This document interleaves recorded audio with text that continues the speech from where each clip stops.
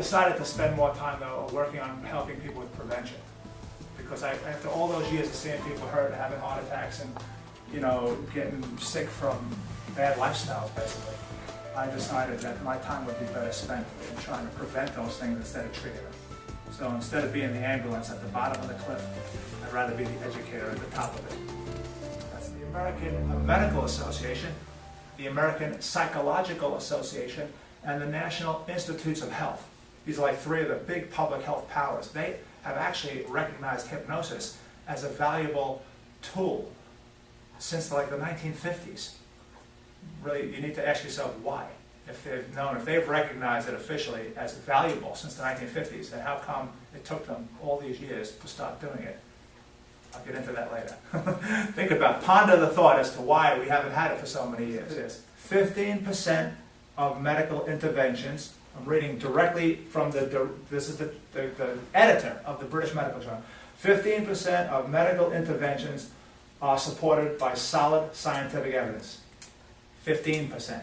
That means 85% of medical interventions are not supported by science. Okay.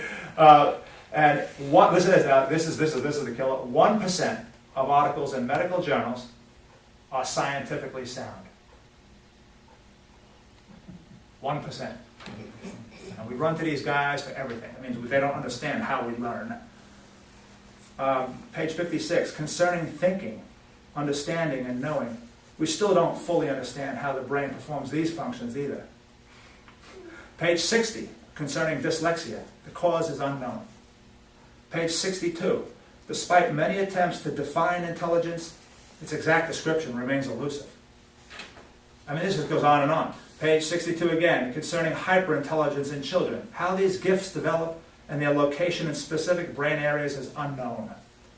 Page 64, the true nature of long-term memory remains unknown.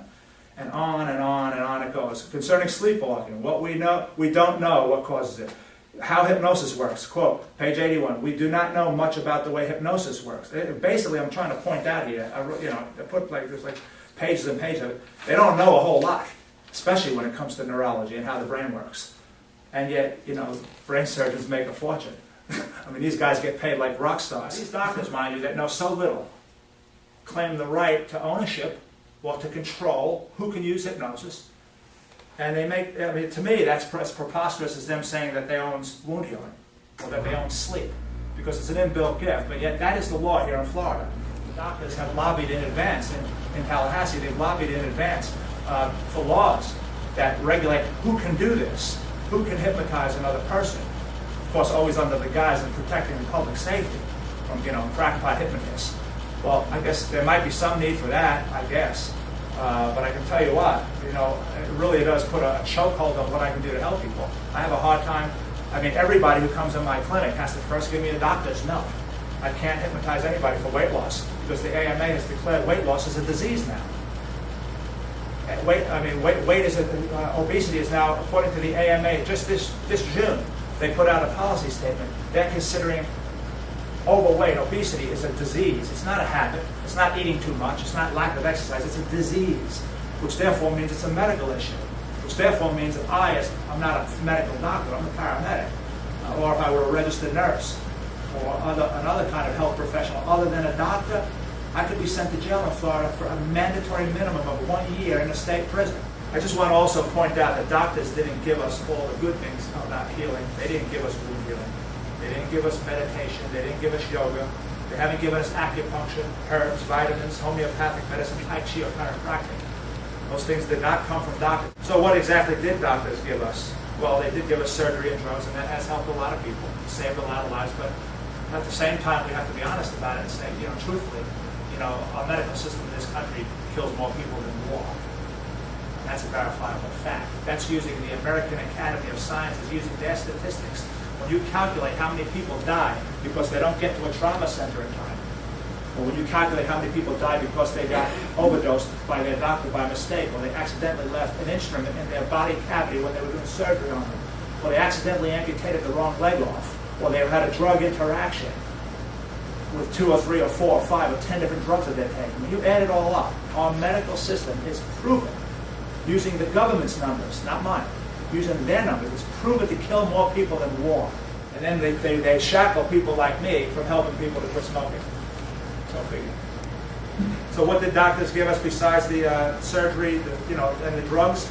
Well, they gave us cigarettes. These are the 1950s and 60s doctors telling us to smoke. Scientifically proven. If the knife isn't cutting, he's not making money. He makes money when he does surgery. If he doesn't do surgery, he doesn't make money. So this is the state of our medical system, where profit and money is God and king, and basically health is left in the dust. And the truth is left in the dust too, because you're not going to read this in the newspapers.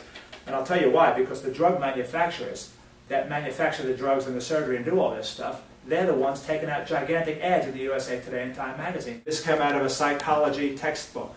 What this proves, of course, is that having a fighting spirit and a hopeful disposition vastly improves your odds of surviving a terminal disease.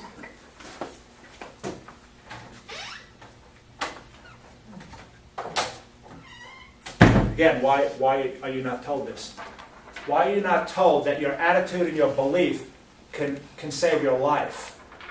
Because no one can make money if you change your attitude or your belief. It'd be against the law to do this stuff in Florida, to heal people, because you'd be using faith and belief and positive attitude and things that really work, and the doctors wouldn't like it, so they'd have them locked up. Once again, if you can cure yourself of cancer with hypnosis, then the oncologists are out of business. And this is all set up to make money. It's not set up to heal anybody. The whole system is set up for profit. So anybody that comes up with an idea, or if anybody comes up with a way to cure cancer without using the traditional chemo radiation route, then they're at it. Then you're just like shooting yourself in the foot. The whole system is set up for that. Anyway, Dr. Simonton, an oncologist, his wife, a psychologist, wrote a book about their program for curing people with cancer using hypnosis and visualization. Now, visualization is imagining in your mind that your body is fighting the disease.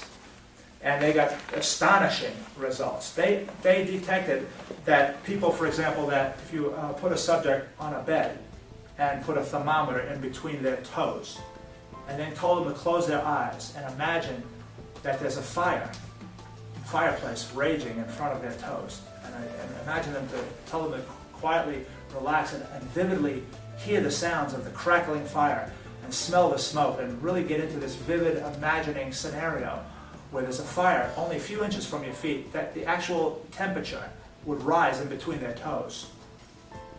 Simonton outlined this in his book, Getting Well Again. What that proves is very significant. It's important because it proves that what we think about with our minds changes our bodies. Our body temperature can be raised or lowered based on what we think about.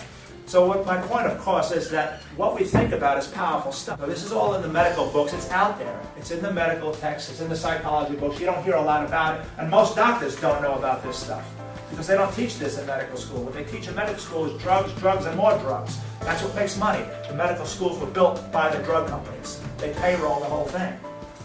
So what do you expect?